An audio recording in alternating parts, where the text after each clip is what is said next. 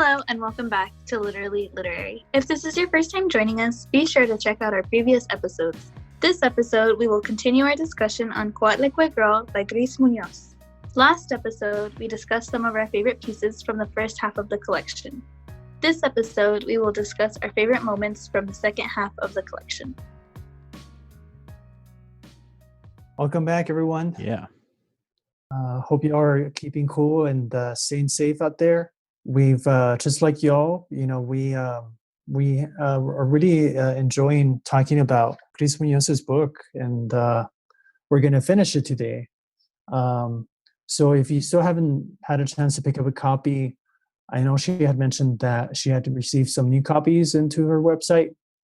And then if you're here in El Paso, our local bookstore here, one of them, Literary, is gonna have copies soon, and maybe even Brave Books, which is the other local bookstore. So definitely, pick up a copy before they run out of print. Yeah, you might even be reading this in one of your classes, sometime in the future. That too is so I heard. So it's great that this is making it into the classroom, and I think it's an important work of La Frontera and womanhood and a lot of other things. Yeah, and I'm really happy to talk about an author from El Paso, Juarez, like talking about the region. That's a real treat. It really is. And so we left off with Highways, which is a short story. She has an interesting style, a unique style to me. But Vanessa, what did you think overall of this one, and which storylines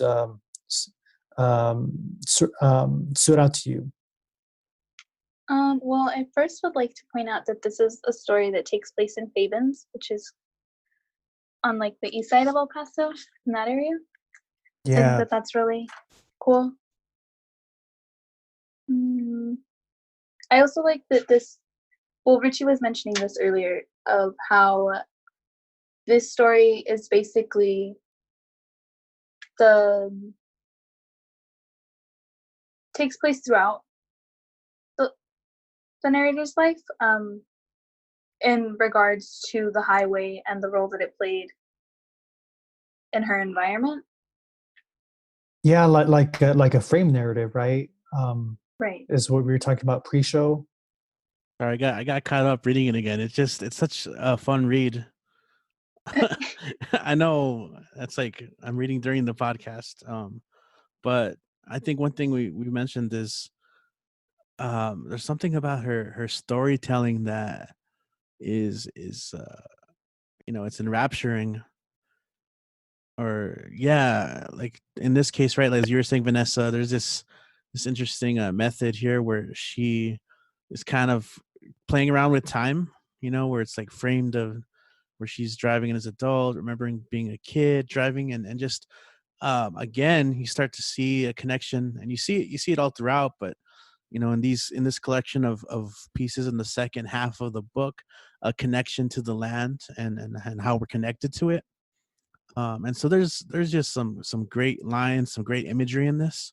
For example, I know when she's talking about searching for the underside of things, just the imagery of having a stone that she uncovers, and all these insects, beetles, roaches scattering around, and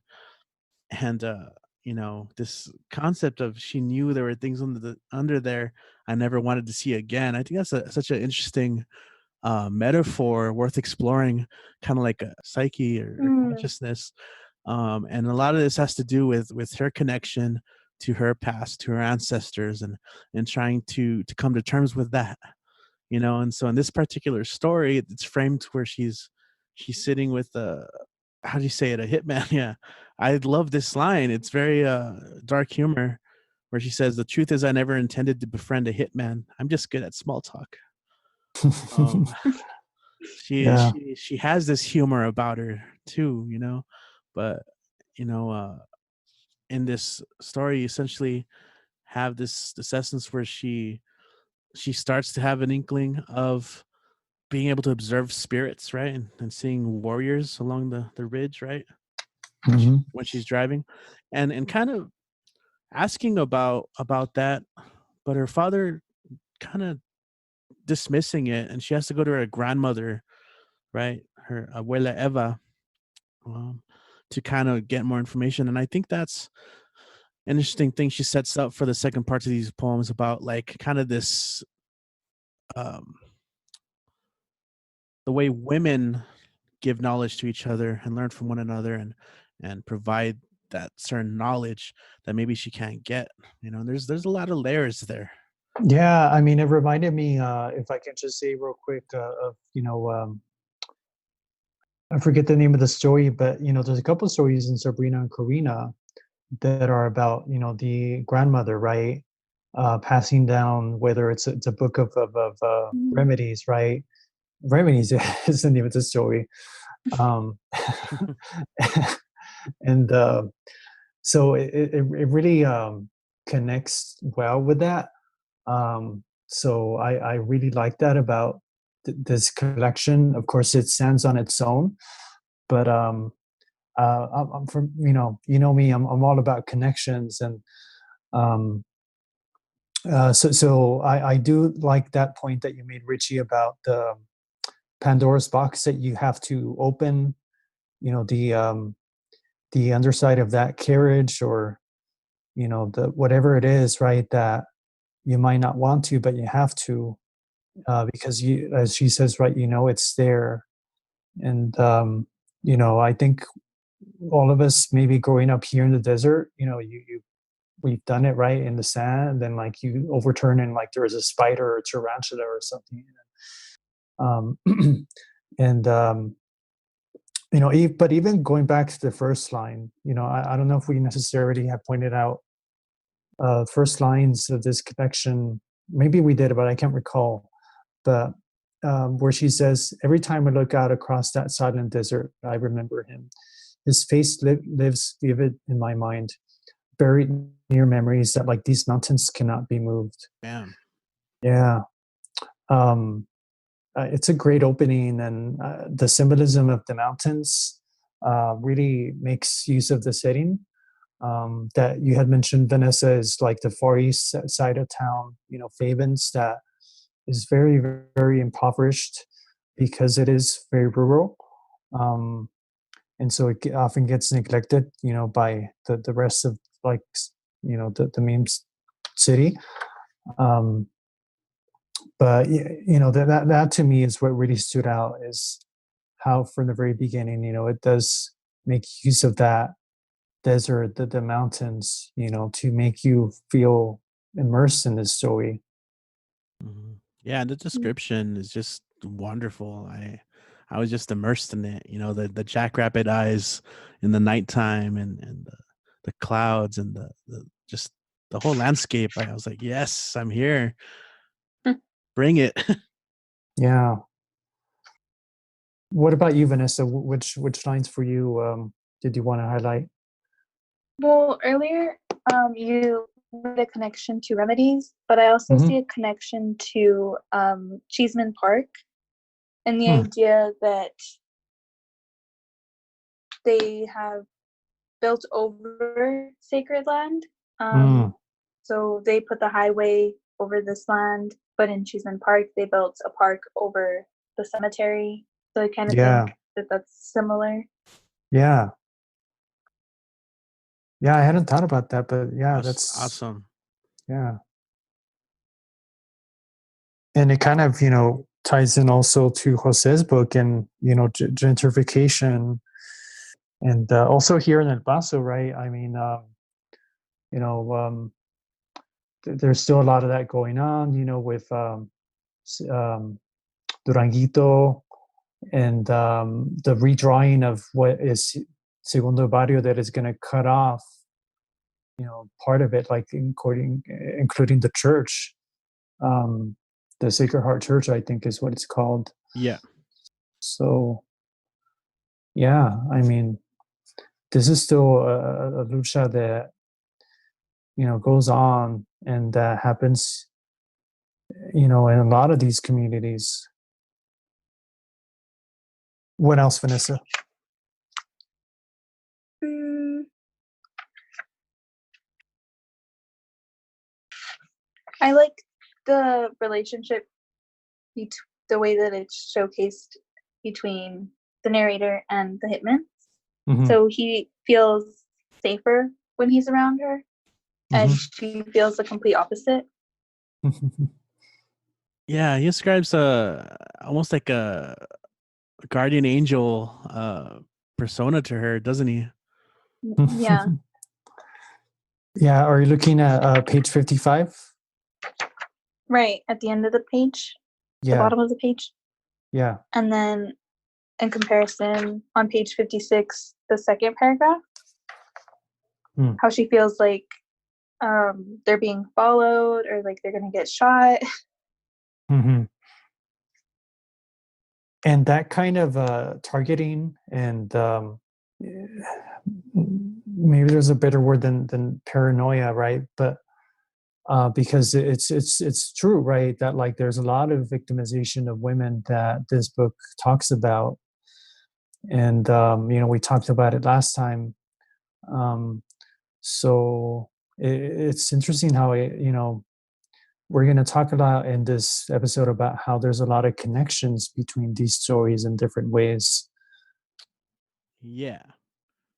Anything else you all wanted to say about this one? I don't think so.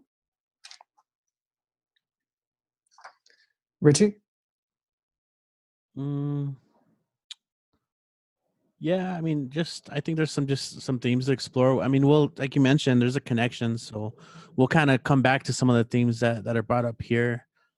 Kind of this connection to the land, uh, seeking spirituality, kind of a connection to ancestors, particularly like that of the women, right, Yeah. in her family, and even the denial, right, from her father of like their Indianness, Mm-hmm. so to speak. So I just think how that all manifests in various ways throughout the rest of the stories and poems in the second half of the book, pretty prominent.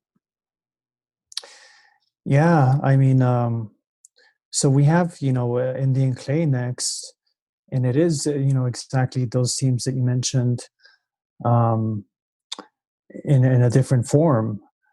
Um, so, Vanessa, what did you want to say about this one? And I know we were talking about a pre-show, um, about what it reminded you of. Well, first I'd like to talk about Miss K. I don't know, I felt like she was one of my favorite characters in this story. Mm-hmm. I feel like she plays the role of what we talk about a lot on this podcast, in being a literacy sponsor. Yeah. So she's described as being blonde, so we can only assume that she's white. Mm-hmm. And she's sitting it's a third grade classroom, and she's reading a story about an Indian girl learning how to make pottery. Mm-hmm. So I think that that's interesting that she's not closing off the students to like different cultures, but she's like opening the door and showing them like, oh, there's all of these different types of people. Yeah, exactly. I think it's definitely one thing that you hope happens when someone does, have the keys, right, to like these doors that you mentioned, that they aren't just presented, with white offers, but white stories with white characters, but they get these diverse stories, where they do see themselves, where they do get to explore their identity, and why that's important. So yeah, so that was the first thing you wanted to mention. What was the second thing that stood out to you? I also liked. Well, I like the way that she writes her short stories. I feel like in a lot of them, she does time shifts. Yeah. Like I really like reading that, like the shifts. Mm-hmm. Right. So in this case, she ends with being a woman, but like, where does she start? Yeah. I think you mentioned this pre-show. Something that stood to you about this story in particular, right? Is like just being a kid, elementary school. Right. Yeah. Yeah, she captures that pretty well, right? I definitely felt like she did. The idea of Yeah. sitting on a rug, having story time, and then also going outside and playing in the mud and trying to make their own pottery, I thought was similar to what I had experienced, I guess. Yeah. I mean, it is kind of funny how the older you get, the more, the less interactive you get, right? Because, you get much more immersed in books than you do in like these kinds of hands-on, what they would call, in academic or pedagogical parlance, like active learning. Um, but it is kind of interesting that it ends up becoming quite symbolic, on 60 and 61. We were talking about this pre-show, but the Indian clay, becomes much more than the Indian clay. Um, did you all have anything to say about this particular section? Sure.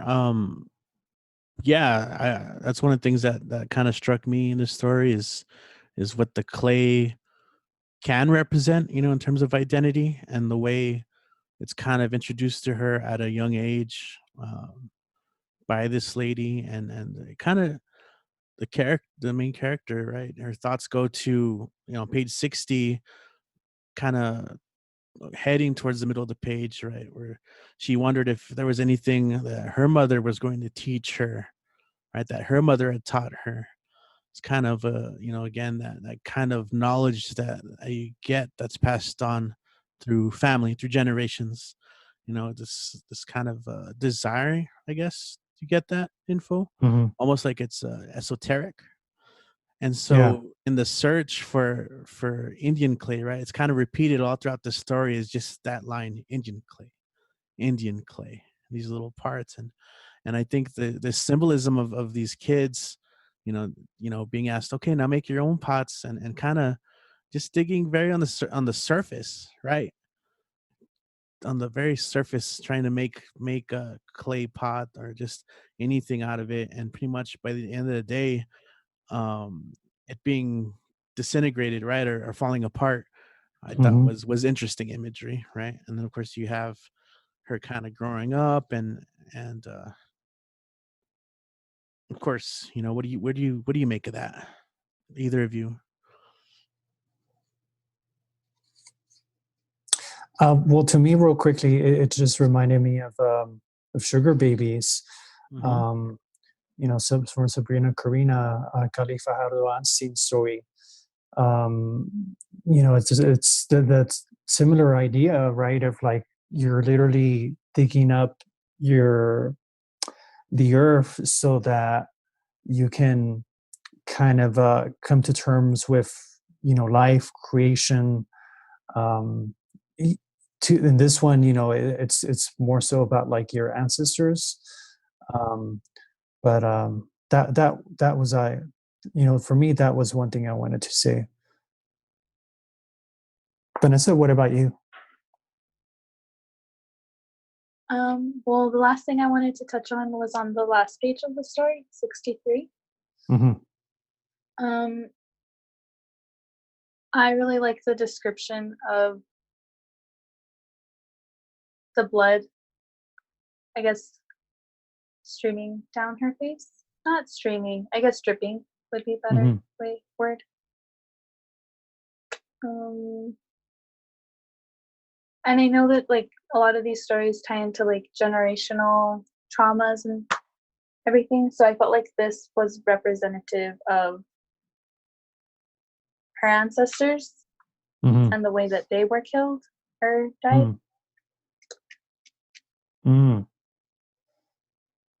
Is there a particular line that stood out to you from that? I know you mentioned the last page, but Yeah, I guess the last sentence in the second paragraph of the page. mhm. So it's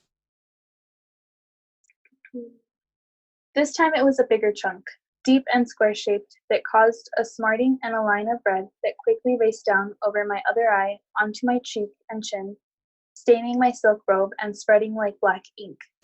Dying. Yeah, and to the reader who doesn't have the copy, there's a pun there because it's black ink dye. But of course, kind of what you're saying, Vanessa, is we can interpret that, as a pun on dying, especially because of the closing as well, And it's where repeated. she's, yeah, yeah. So in the closing, she says, dying. I looked up and smiled into the mirror. Pincushion, pincushion, where was the Indian clay? So it takes us back to that moment, when she was in third grade. Now that she's a woman, right, as she tells us in the couple of pages prior. Um, what did you all make of that? You had talked about this collection, Richie, as a kind of coming of age, and I was wondering what you thought of that in relation to. And I mean, it kind of goes also, of course, with what you're saying, Vanessa, about generational violence. And but there seems to be a conflict here as well that is, of course, symbolic, but also very real.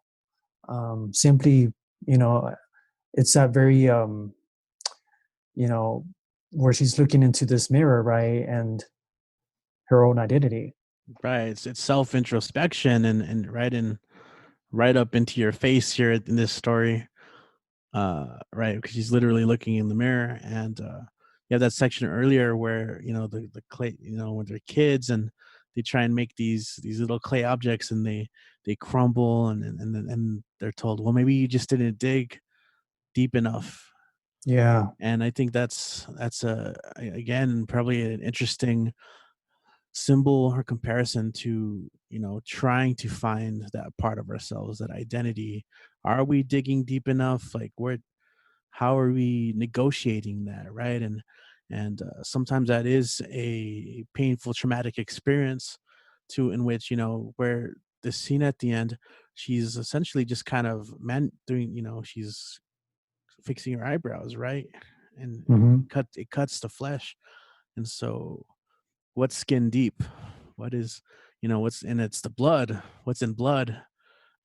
So I thought it was a pretty dense scene, I think, to pull out some of these questions for us to ponder.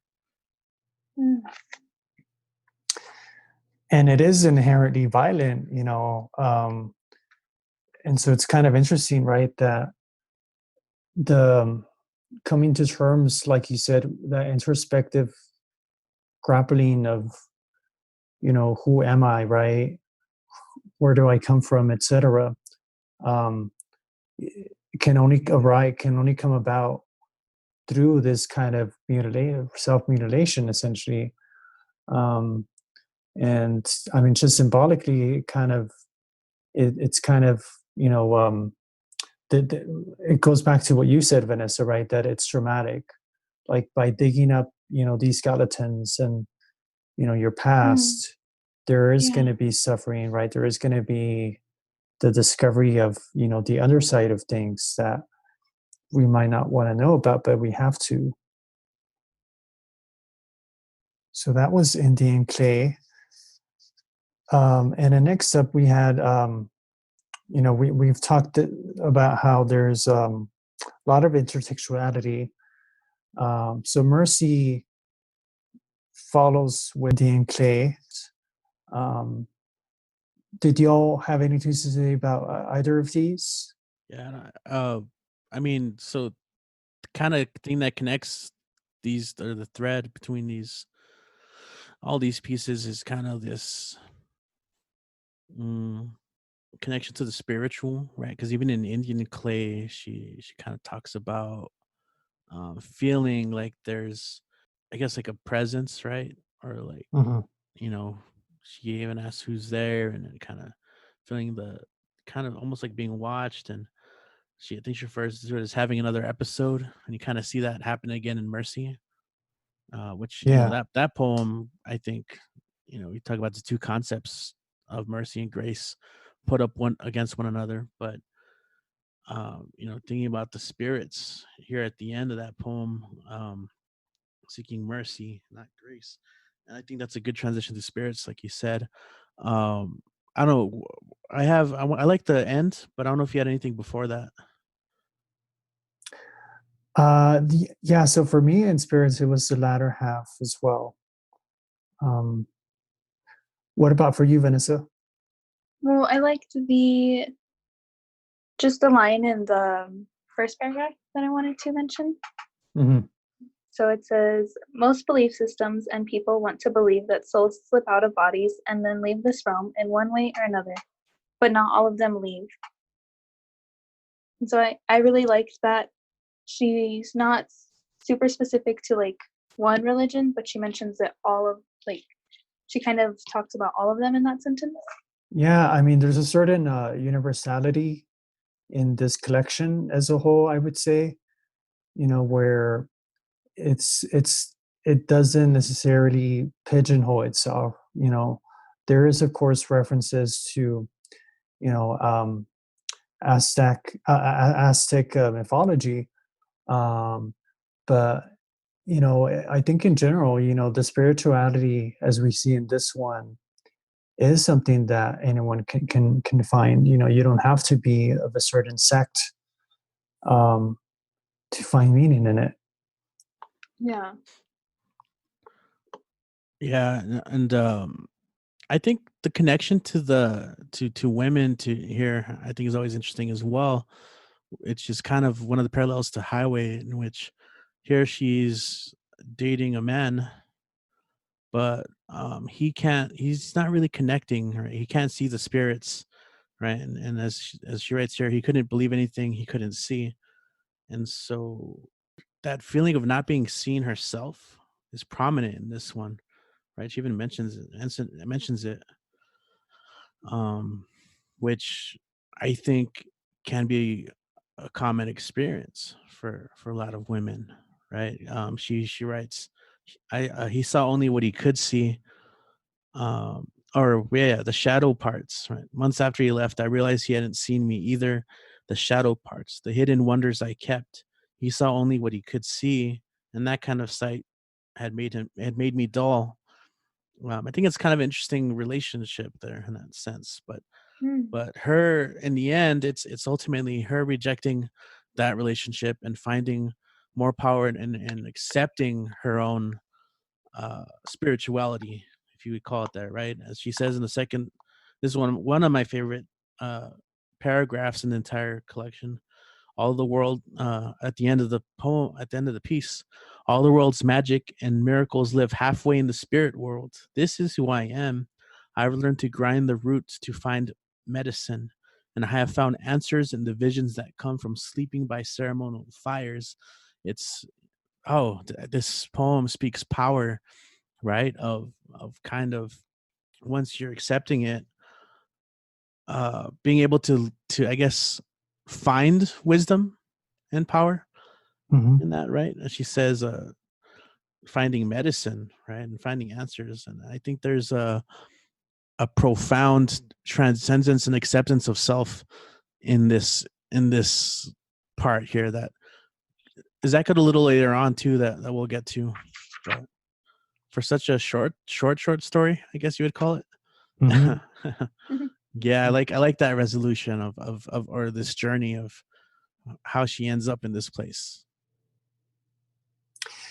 Yeah, and going back to the fact that it was a guy some man who didn't believe, right, and that I think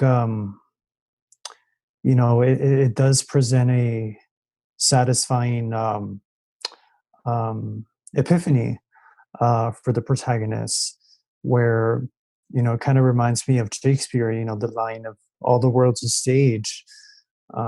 Forget where that's from, but um, there is that connection to the herbal remedy and the roots, since reminds me of Bless Me Ultima and the um, um, uh, curanderas, Mm-hmm. and how a lot of medicine is rooted in like plants, whether it's mandrake roots or what have you, and of course a lot of it is synthesized nowadays. Um, but it is kind of it aligns with a lot of this collection in terms of getting to that root, getting to that root of who you are, the root of your heritage, and um, finding meaning from that, finding answers, like she says in that in that ceremonial fire. So it is very powerful, even though, like you said, it is a short. A short. Yeah. Yeah, right on. Um, Cafecito, suavecito. Did you have anything for this one, Vanessa? Um, I think on 67, right? You mentioned the yes. symbolism. Yeah. So this one, there's a lot more nature symbolism or metaphors, I guess. Mhm. So on page 67, she's talking and it says, "I'm just tired, tired of love being some dried up river everyone is squeezing drops out of. I feel like I can't communicate freely. Love stops and starts like traffic. Sometimes you get on a smooth highway and really fly, and then that highway turns into a 2-lane country road." So I like the way that she's comparing love to these different things that she's experienced and has in her environment. Mhm. Mm-hmm. Yeah, and we talked about the story highways, right? And Mhm. so, yeah, I mean, I just really want to point out again how much I really loved the collection's intertextuality. Even Mm-hmm. going back to the beginning of this one with the medicine women, Yeah. where we saw the woman kind of becoming that, taking on that curandera persona. Yeah. I mean, I actually really do love this poem.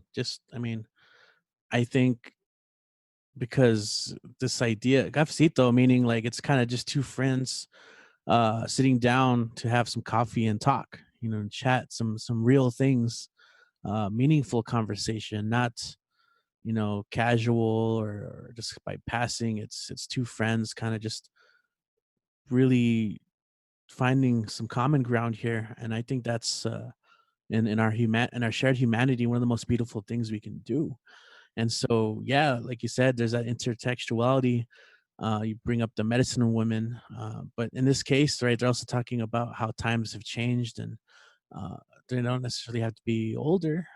So they do talk about getting older, of course, and what it means, and of course that brings up love and this metaphor of like driving, which ultimately Mhm. leads to this idea of freedom and being able to drive your own vehicle, of car, of a plane, and again creating this thread into the next piece, chingona, right? I want to be that chingona. uh, so anyway, I love that just as a simple conversation between two friends having coffee, like, oh bam, and it brings up these ideas. What is medicine, especially as a writer? It's kind of things that's being talked about here as a writer, and these kind of cycles, and bam, it goes right to the next one.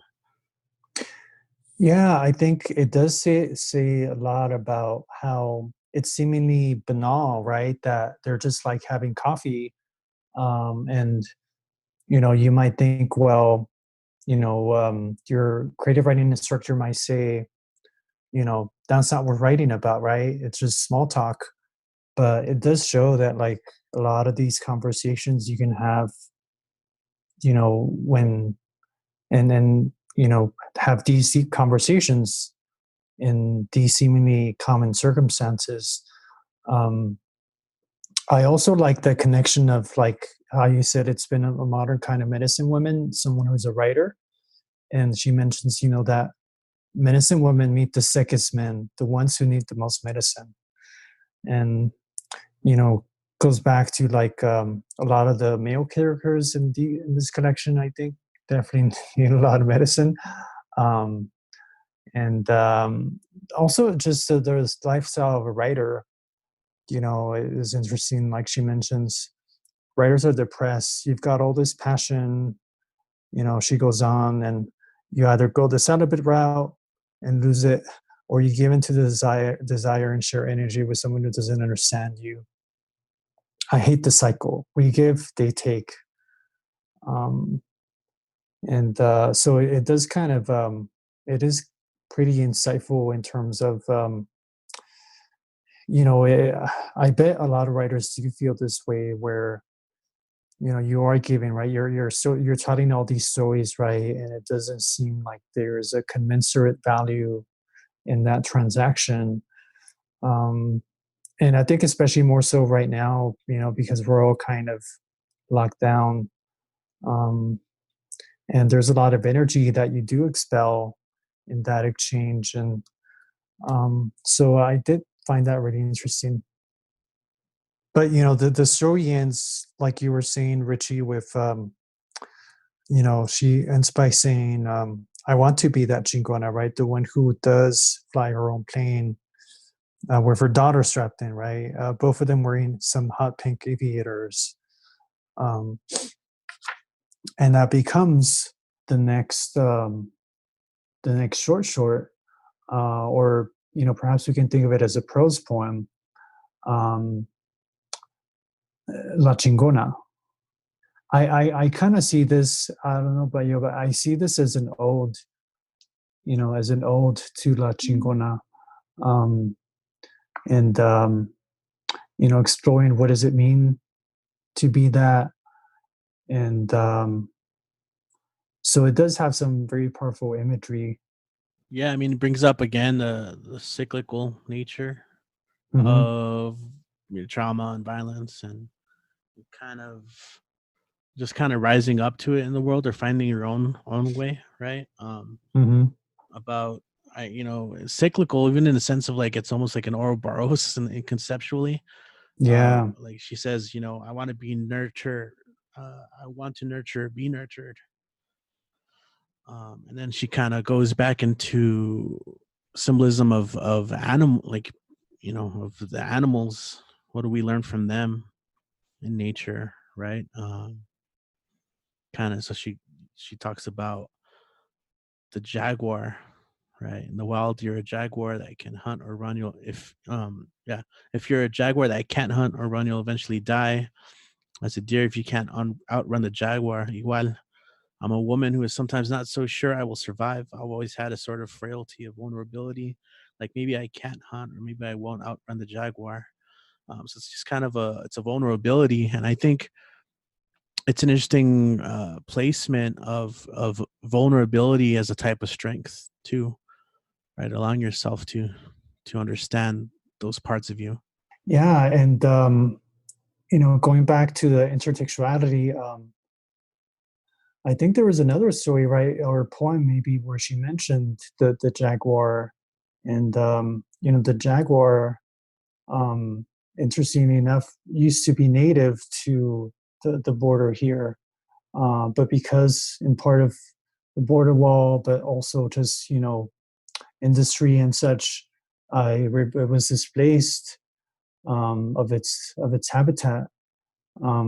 So in this kind of survival of the fittest, it is kind of interesting how she does kind of point out that she does open up, show that underside, um, but it's also kind of a recognition at the same time.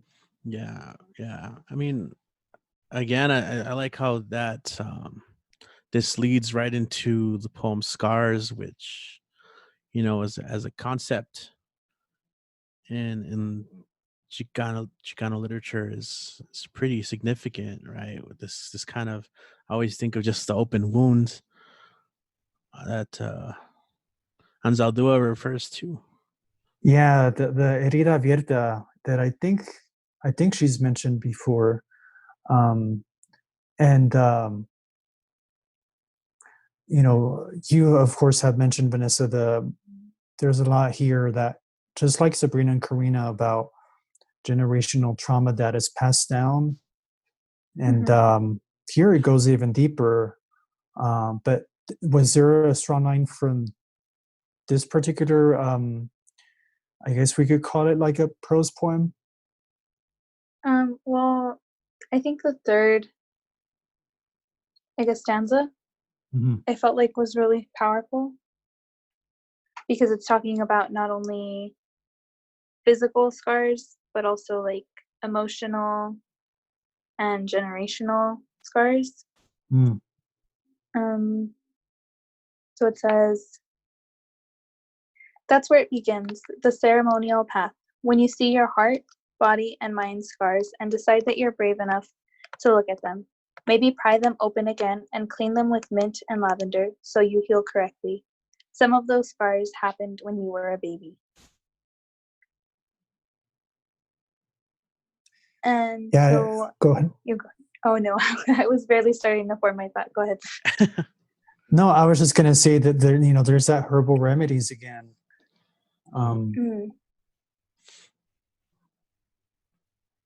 Yeah, so much in just one little part of the page, right? Yeah. Like you said, these scars that are generational. Like, because that last line is just heavy, right? Because there's the scars that happened when you were a baby, but going further back, and I think kind of what it's recognizing here is that you have to know your scars, right? I think. Yeah. And also what I think there's some good questions that come out of reading this book. What does it mean to heal? How do we find healing, right? Because it says if a scar isn't healed right, it becomes infected. And I think that's kind of one of the things that's being pursued in these stories is how do we begin that path towards healing and recognizing our past traumas that are ours and our ancestors and the lands and so on. There's so much universality in here, and healing, trauma, pain, and healing all together. It's quite the journey. Yeah. What else were you gonna say, Vanessa? Just overall. No, I mean, I think that this one was probably another one of my favorites just because it does touch on all of those different scars. Yeah. And the idea that you have to, I think this one's similar to, oh my gosh, I think it's called, my therapist says, make friends with your monsters. Is that what it's called? Yeah. Yeah. Yeah. Okay. Yeah. So I think it's very similar to that one in the idea that you have to get to know these like traumas that you have in order to be able to heal from them. Yeah. Awesome. Yeah. And so I mean, that's a great connection. And it is very true, right? Something that we've seen already, in the Indian Clay and some other works in this collection. There's that epigenetic factor too, that like these traumas or become sins of the fathers or sins of the mothers passed down to you, but only you can heal them. And just like you were saying, Richie, that it kind of does interrogate the process of like, how do we heal? Well, there's a ceremonial path, and I do like how a lot of this book is grounded in a very almost literal sense, that it does go to the root, instead of looking at like superficial things, like I don't know, like drinking or something else, right, that just kind of makes you forget about the problem. So one of you mentioned that one of you had alter is me. Yeah, I did, but I don't know if you had anything on this one, Vanessa. Um, no, not really. Hmm. Okay, yeah, I mean, so I just again her budgeting spirituality in this case, I think is an interesting one. The connections, right? And if anything, it's the last two stanzas, right? That kind of embody what's happening here, right?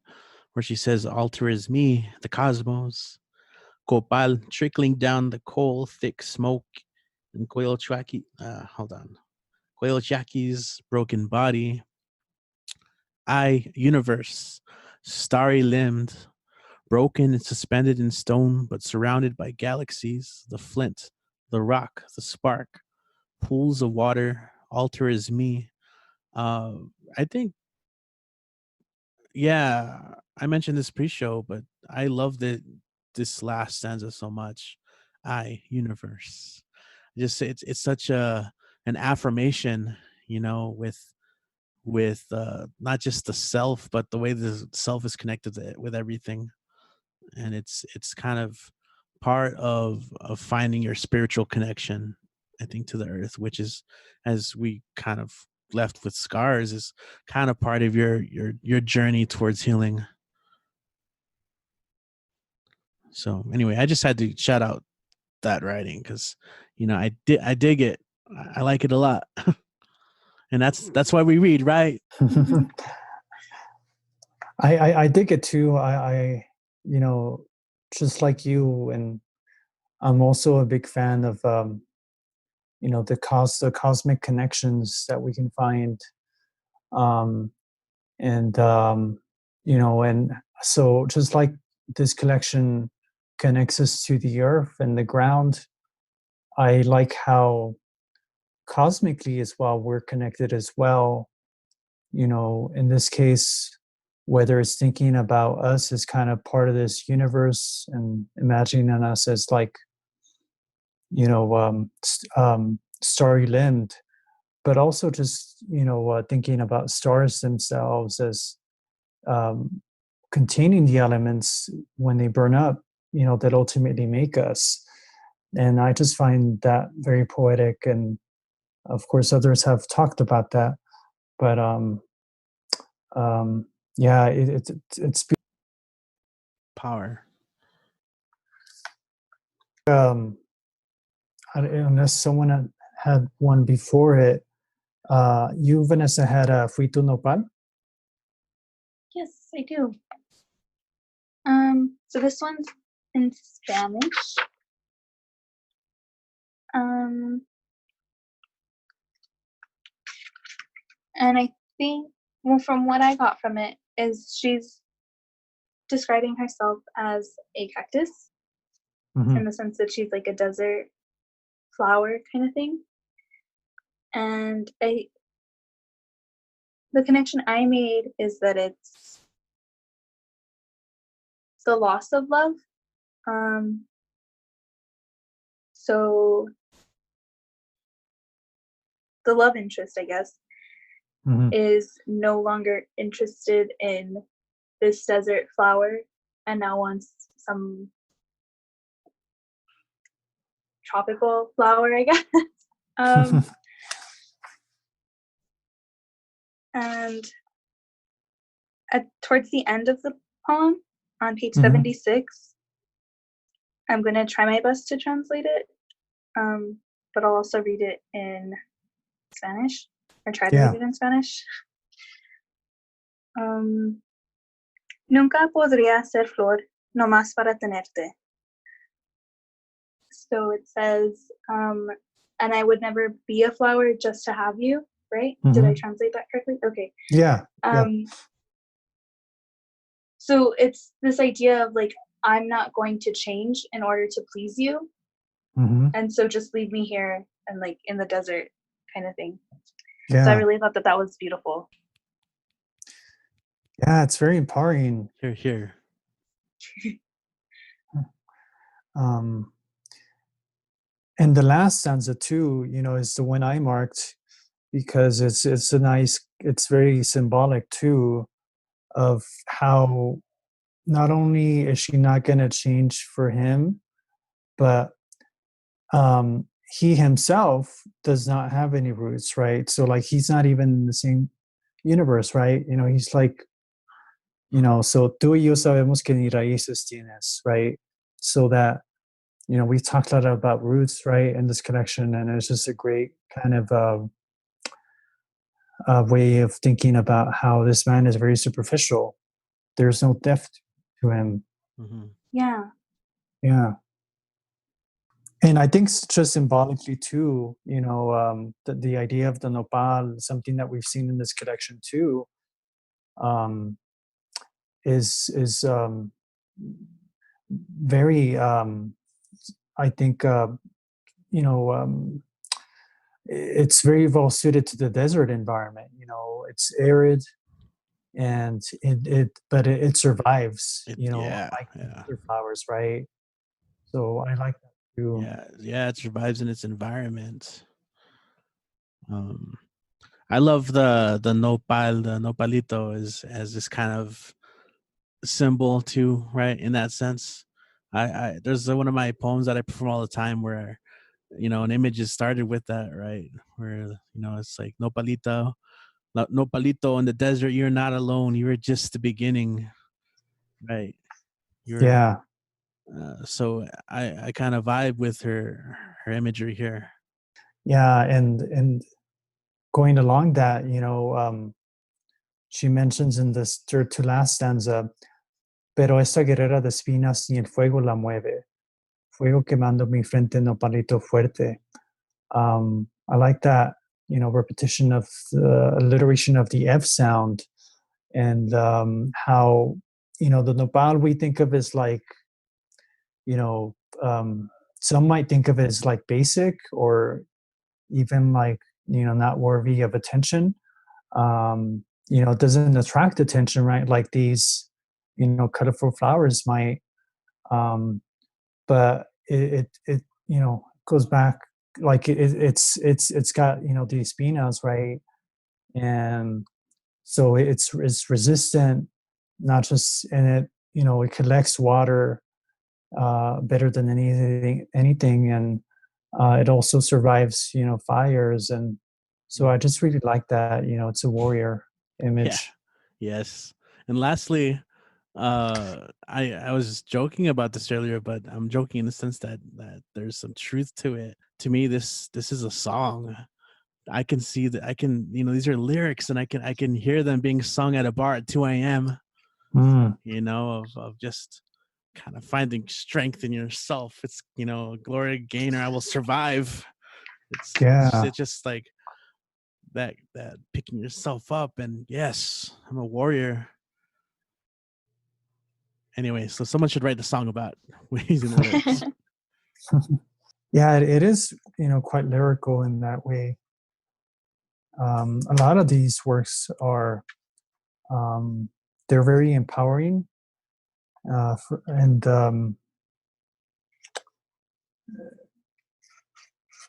I don't know if anyone had the next one, but I had a Rey de las Milpas.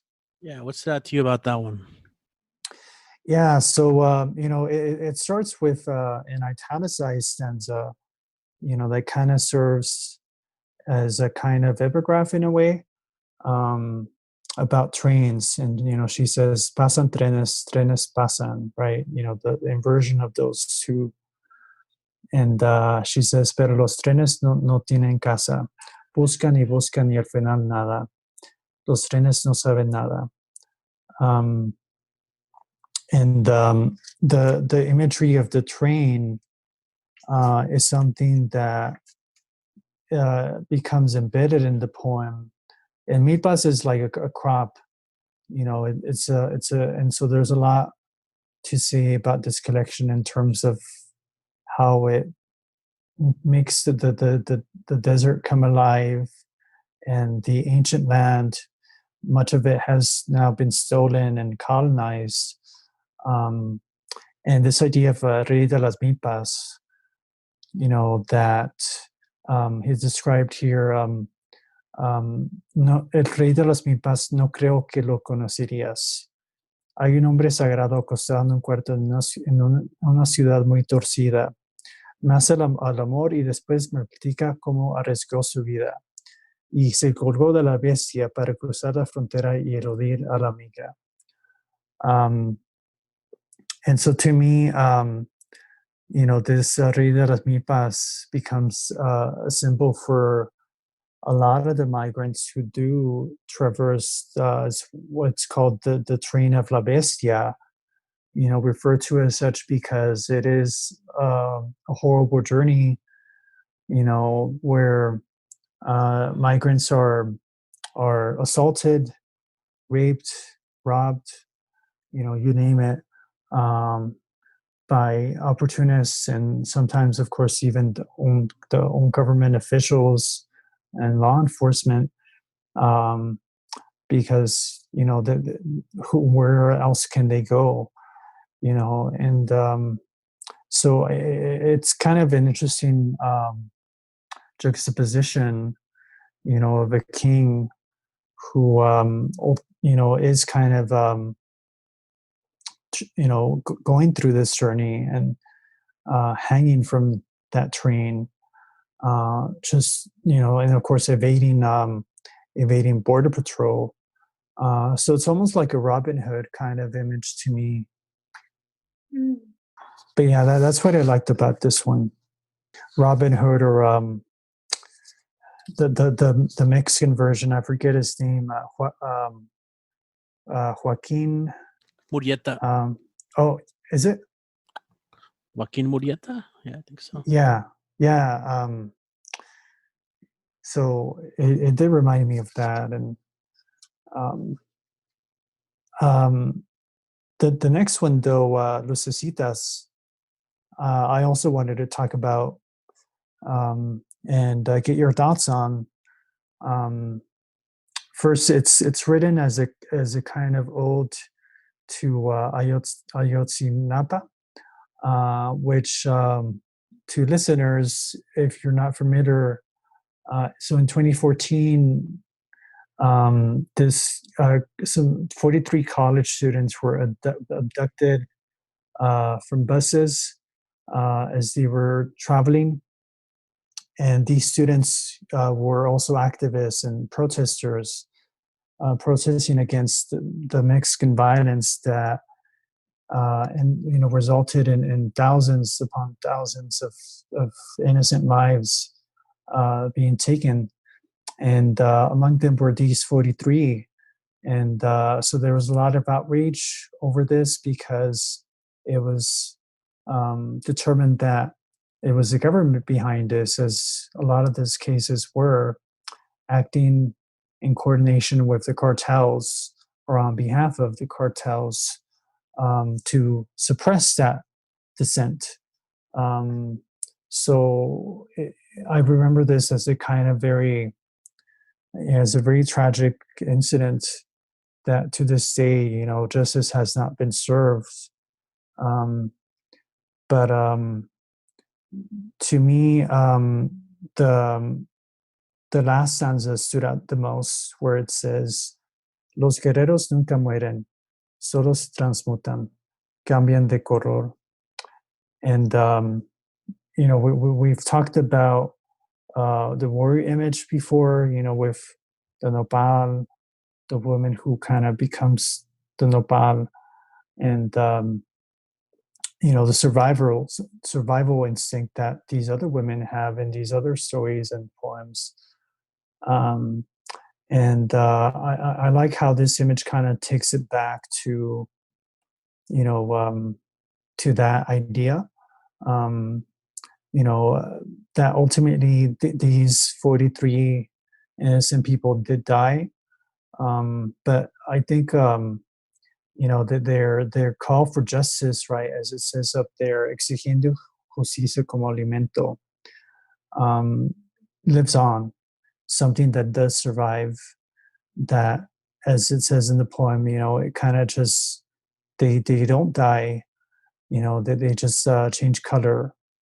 and I think it's a very powerful ode, as I said, and to the tragic lives that were taken, and also they're represented as in the third to last stanza as 43 luciérnagas calcinadas han encendido las puertas de tu casa, referring to Mexico. Dieron luz a tu palacio empolvado, un manojo de gusanos, retorciéndose por plata. Basically just the idea that these 43 were killed by the government and they ended up, being burned. And, the idea of them as, what are they called? Luciérnagas are those, what do they call those insects that are attracted to the light? Moths? Well, or not attracted, I should say, but that they give off light. Oh, fireflies? Yes, fireflies. Thank you. The idea of them as fireflies, that set the palace on fire, and here I guess referring to, in Mexico, there's no White House, but it's a palace. A very symbolic image of like colonization. And that just set it afire. And so it's a very powerful image. Yeah, definitely. I think it also aligns nicely with the empowered characters, something that we'll see in the last story. Characters who do take a stand, who are kind of persecuted, right? I think it's obviously one of the themes of this collection is persecution of women, of innocence as well. Yeah, the poems that all lead up to the last story is an interesting thread as well, right? Mhm. Starting with Las Diosas and talking about, I guess, the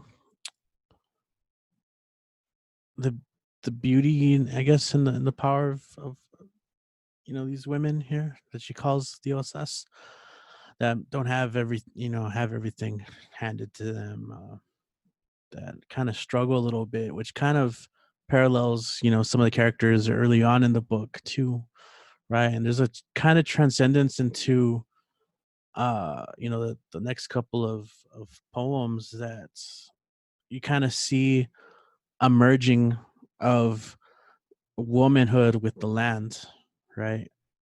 Hmm. Like kind of associations, right? Yeah. And like an uninhabitable and desert utero are these very like strong poems of affirmation, right? Of like her womanhood. Yeah, I don't know. They're like a battle cry almost. There's like there's almost like an anger to them too, Absolutely. That battle cry, like you said, it's very Ansel Dua, right? The idea of the body of the woman as the land, as the desert, and the idea of white men as well, and uninhabitable.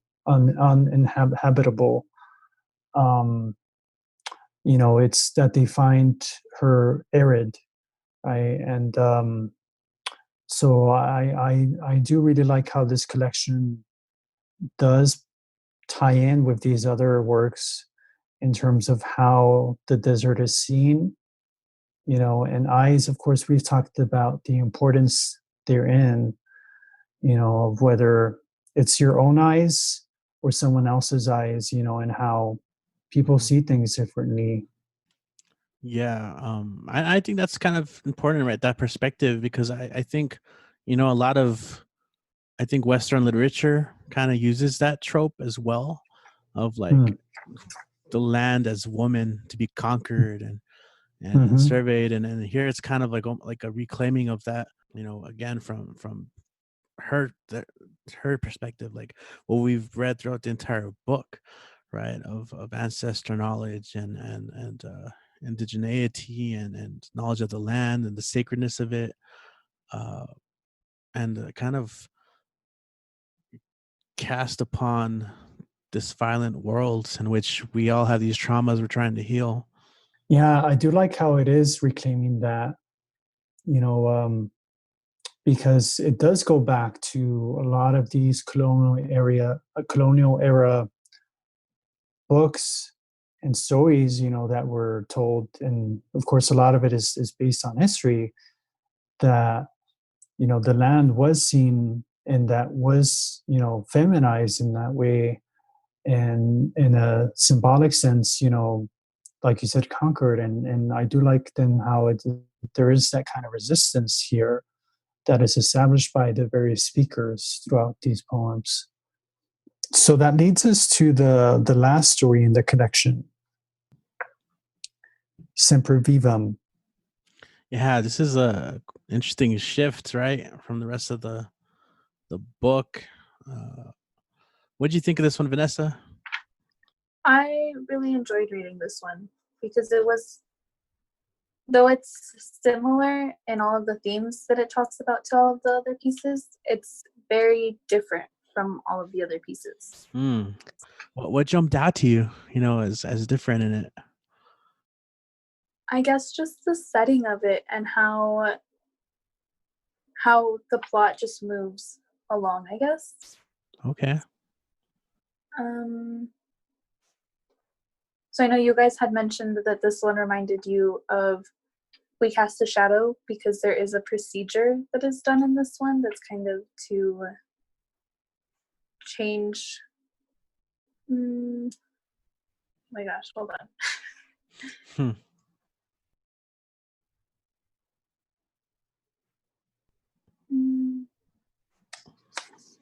Yeah, I mean, so as I was reading this, I was kind of, I think, caught off guard. Yeah, once you start kind of bringing up this element of a procedure that you can have done to yourself, and it kind of, what we learn is we're kind of looking at a dystopic future almost, right? Where what's happened in the world, right? We've lost most of our water, so how are we trying to fix that in this story? Yeah, I mean, just like you're saying, this story really does take a different turn in different ways. So I would be really interested in talking to Gris and asking her, in terms of the structure of this collection.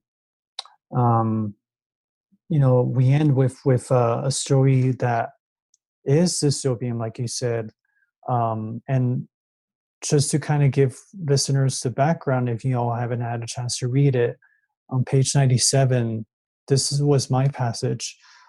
It says, I was 4 years old when the recalls began. Due to industrial contamination, the water on Earth had gotten so low that a global water conservation law was passed. I, along with 400 low-income children, was forced to be dosed with an experimental vaccine, a coagulant that converted liquid in my body into gel.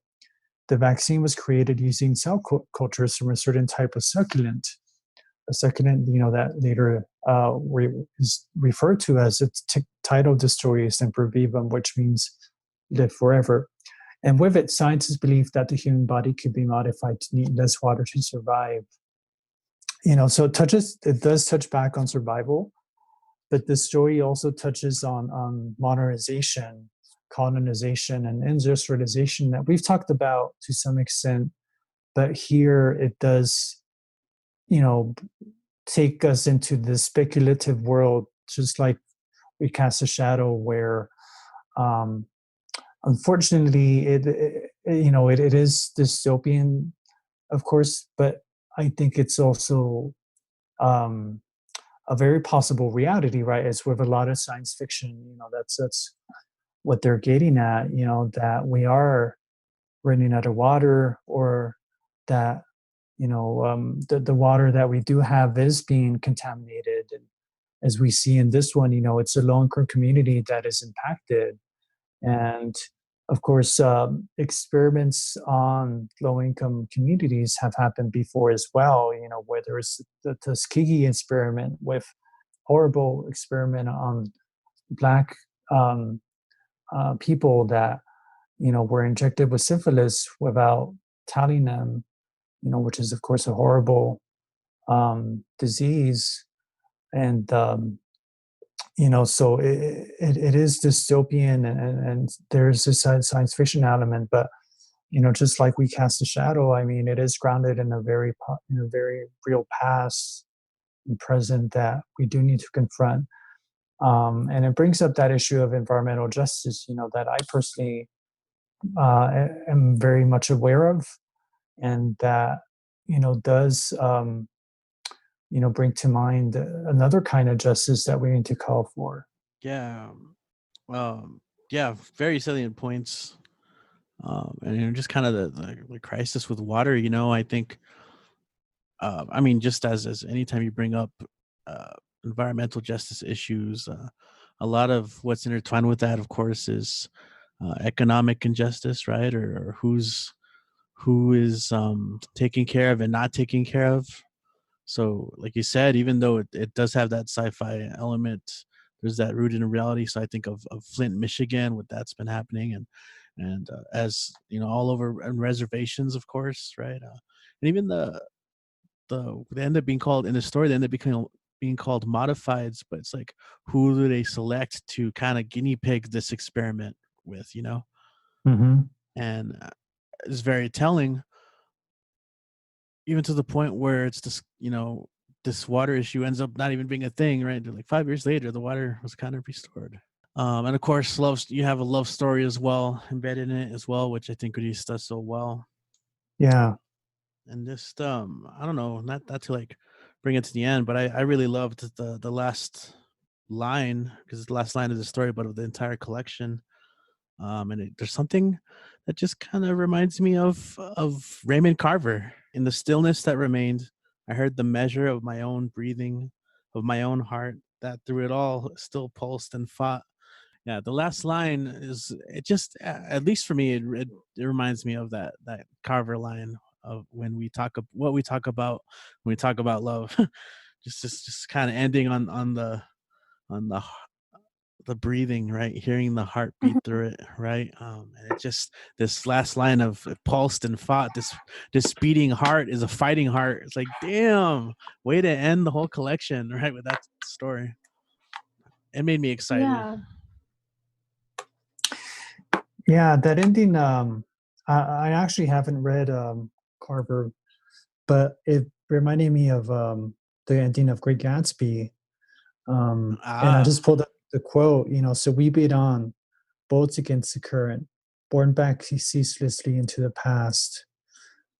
Um, and that Nick there narrating. Um, so I do like how the ending does, the latter half of the story does present that turn, um, where you still have a population of people that are going to be marginalized, right? Um, because they became those guinea pigs. Um, but Vanessa, what else did you like about it? Mm, Well, I did like that connection that Richie mentioned earlier about what we talk about when we talk about love. Yeah. Mm, I agree with both of you that it's like a really good way to end the entire collection, Yeah. especially because if so much of this collection does talk about like traumas and generational traumas, and Hmm. this kind of like solidifies that it's like you're still living through it and you're still getting these experiences. Hmm. Yeah, because I mean, it is, a connection where it takes us to the past, to the present, and to the future. yeah, just what an interesting concept too, just overall too, of like kind of modifying yourself to be like a nopal, right? Which Hmm. we've read all throughout is this resilient thing in the desert, which is that very kind of literal becoming the landscape too, right? For survival. Yeah. Yeah. Um, or rather adopting it. right. Yeah. I mean, this is an amazing collection about that survival, um, despite some, you know, truly horrible conditions, especially conditions that are unique to women and women of color and indigenous women. Um, so I think it's a collection that makes it all the more important because of that. That extends the conversations that Ansel Dua and Nazi Silko and others of our who have come before us, have talked about. Um, so, if your readers haven't had a chance, uh, please do pick up a copy at your online bookstore. Um, and we hope to, if you all have any questions for us, we'd be happy to take them. If you all want to send them over, and we can have another episode where we take these questions and just explore them, maybe even with Gris herself. Thanks for joining us on this week's episode discussing Coatlicue Girl by Gris Muñoz. And if you haven't read it, we hope we inspire you to pick up a copy. Literally Literary is brought to you by the Mellon Foundation through the Humanities Collaborative at EPCC and UTEP. Follow us on Instagram at literallyliterary.ep and on Twitter at literallylitep.